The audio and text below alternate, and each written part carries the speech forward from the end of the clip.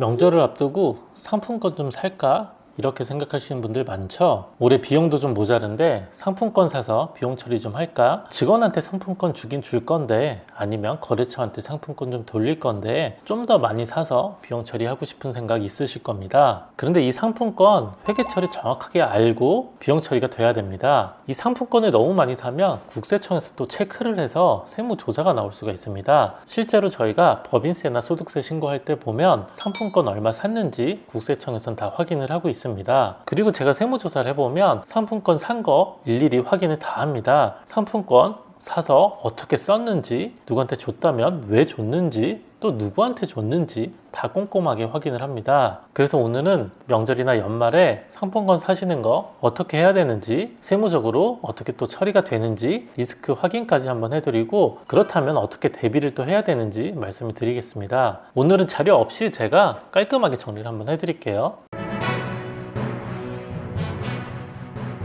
우선 상품권 사서 직원한테 주는 경우 어떻게 해야 될까요? 일반적으로 상품권 사서 직원한테 주면 복리후생비 처리한다고 알고 있습니다. 대부분 아마 그렇게 하실 거예요. 상품권 한 20만 원이나 30만 원 주고 이걸 복리후생비로 비용 처리해야지 이렇게 생각하실 텐데, 원칙상 그렇진 않습니다. 직원한테 상품권을 주면 급여를 더 준 걸로 처리가 돼서 사대보험과 세금을 내야 됩니다. 원칙은 이렇지만 대부분 복리후생비로 처리를 하긴 합니다. 근데 이게 언제 문제가 되냐면요, 국세청에서는 세무조사나 소명할 때 이제 물어볼 수는 있는데 대부분 비용 처리가 되어 있으니까 그렇게 문제 삼지는 않고요. 엉뚱하게 사대보험공단에서 연락이 옵니다. 사대보험공단에서 계정별 원장 복리후생비와 인건비 관련된 계정들이 다 달라고 하고요. 여기서 봤더니 직원한테 상품권 일괄적으로 줬다 이렇게 찍혀 있는 겁니다. 그러면 이제 사대보험공단에서 이 상품권 준 거 원래 급여였으니까 사대보험 내라고 연락을 합니다. 그런데 급여 사대보험은 어떻게 되죠? 직원 반, 사업주 반 이 정도 내잖아요. 그런데 공단에서는 사업주한테 그걸 원천징수 했어야 되니까 너가 안 한 게 너 잘못이다. 그러니까 이제까지 사대보험 안 낸 거 다시 좀 내라. 이렇게 연락이 옵니다. 아주 당황스럽긴 하죠. 나는 좋은 마음으로 상품권 줬고 이걸 복리후생비로 잘 처리를 한 것 같았는데 공단에서 문제를 삼습니다. 그래서 최근에 이걸 아시는 분들은 그냥 급여 처리를 하긴 하시더라고요. 직원한테 이렇게 줄 때 좀 문제가 된다고 기억하시면 좋고, 그리고 간혹 이제 통장에서 주지 않고 상품권 구입해서 이제 상품권으로 주잖아요. 그때 사실 중요한 게 있습니다. 아주 중요한 게 수령증을 받아 놓으셔야 됩니다. 상품권 줄 때는 직원한테 이거 상품권 받았다고 사인 좀 해달라고 하면은 사인 해주거든요. 이게 나중에 지나서 그때 상품권 줬으니까 그거 확인 좀 해달라고 하면 잘 안 되긴 합니다. 그래서 이게 상품권 줄 때 저희는 증빙을 갖고 있어야 되거든요. 상품권 살 때 비용 처리가 되는 건 아니고 상품권을 줄 때 비용 처리가 되니까 줄 때 이 상품권 수령했다는 수령증을 확인 받아 놓으셔야 됩니다. 그래야 나중에 회계 처리가 또 되고 비용 처리가 되거든요. 그래서 다시 한번 기억해 보시면 직원한테 상품권 주는 거 급여 소득이 될 수 있다는 거 기억해 보시고요. 그러면 직원한테 줄 때 급여 말고 복리후생비가 되면 어떻게 해야 될까요? 그건 정해진 상여가 아니라 그냥 비정기적으로 고마운 마음에 주는 상품권은 복리후생비가 가능합니다. 그래서 명절에 상여를 줄 거다 이렇게 주는 거 말고요. 명절에 문화생활비나 뭐 체력 단련비를 좀 주겠다 이런 식으로 좀 주는 겁니다. 좀 약간 다르긴 하죠. 한 단계 또 넘어가면 직원한테 상품권 주면 급여 처리가 되고 퇴직금에 또 포함이 됩니다. 2중 3중으로 대표님들한테 부담이 될 수가 있습니다. 사실 좀 어떻게 보면 좀 너무한 것 같긴 하죠. 상품권 20만 원 그냥 주고 싶은데 사대보험이랑 소득세까지 떼야 된다고 하고 그걸 또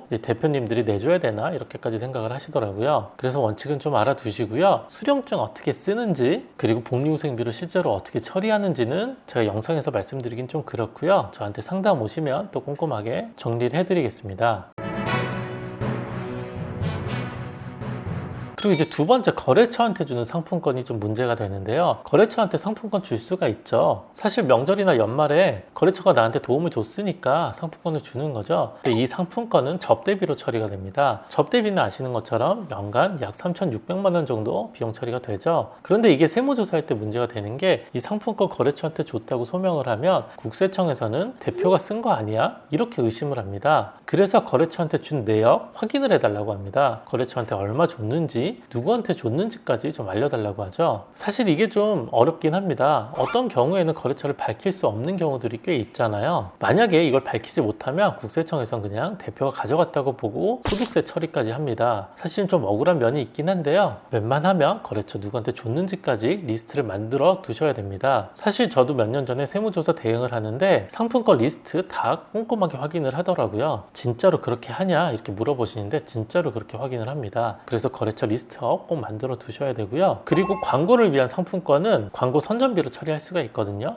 이것까지 알아두시면 좋을 것 같습니다. 이렇게 말씀드리면 좀 어려우니까 제가 사례를 들어서 설명을 한번 드릴게요. 첫 번째, 직원 한 30명한테 상품권 20만 원씩 줬다. 한 600만 원 정도 줬죠. 그렇다면 직원 상여로 처리가 돼야 되고요. 세대보험과 소득세 빼는 게 원칙이긴 합니다. 그런데 이 똑같은 금액을 문화생활비 뭐 이렇게 주시면 복리후생비로 처리가 가능할 수는 있습니다. 그런데 이제 주의하실 게 무조건 가능한 건 아니고 저희가 증빙이나 이런 서류들을 잘 갖춰 놔야 되겠죠. 그리고 두 번째, 직원한테 선물 세트를 줬다. 이런 것도 어떻게 처리가 될까요? 이것도 사실 원칙적으로는 선물을 줬어도 급여로 처리하는 게 맞긴 한데 이거는 보통 복리후생비로 처리하긴 합니다. 이것까지 막 원칙적으로 하다 보면 쉽진 않거든요. 물품 산 거 보통 직원한테 주고 복리후생비나 뭐 이런 계정들로 좀 처리를 하죠. 세 번째, 이제 거래처한테 상품권 주는 경우 거래처 한 5명한테 100만 원씩 줬다. 그럼 거래처 5명 누군지 100만 원 줬는지 리스트업 해두셔야 됩니다. 그리고 SNS에 홍보를 하면서 상품권 좀 나눠줬다. 이거는 광고 선전비가 되는데 어떻게 이벤트를 했는지 내역을 또 남겨두셔야 됩니다. 생각보다 복잡하고 좀 꼼꼼하긴 하죠. 다시 한번 기억하실 게 상품권 살 때가 중요한 게 아니라 누구한테 줬느냐가 중요하고 직원한테 줬다면 상여나 급여가 될 수 있고 복리후생비 처리하려면 추가적인 장치가 필요하다. 두 번째, 거래처한테 줬다면 접대비 처리가 되고 거래처 누구한테 줬는지 얼마를 줬는지까지 리스트 만들어 두셔야 됩니다. 세 번째, 불특정 다수한테 준다면 광고 선전비로 처리할 수 있겠죠. 이런 좀 디테일한 차이가 세금과 사대보험 차이가 아주 크게 납니다. 나는 고마운 마음에 줬지만 처리가 잘 안 되는 경우에 세금이 많이 나올 수가 있거든요. 특히 법인의 경우에는 법인세 부담과 소득세 부담까지 생길 수가 있으니까 평소에 어떻게 잘 처리를 하시는지 알아보시면 좋을 것 같습니다. 다음에도 좋은 영상으로 찾아뵙겠습니다.